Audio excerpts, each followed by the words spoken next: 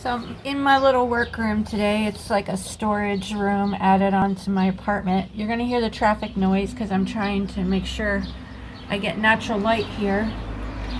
So I want to show you what I did with the paint. This is the original. Hopefully you can see the colors good.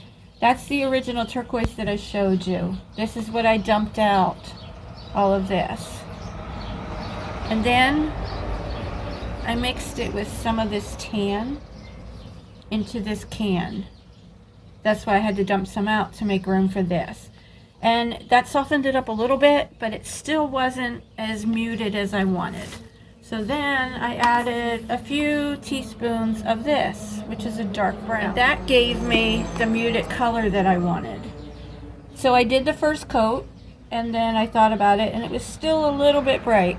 So I added a little more of the tan. And this is what the end result is.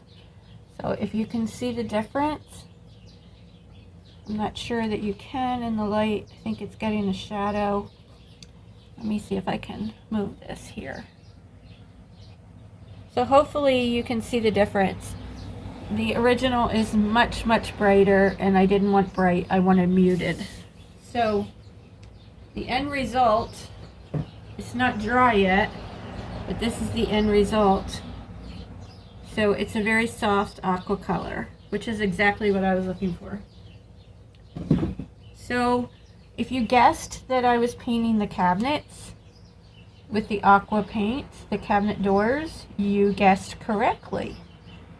The wallpaper border may still be used somewhere. This is making a cool little swirly design down in here while I play. The wallpaper border may still be used somewhere in the camper. I've got an idea for that. And I've got an idea for the backsplash.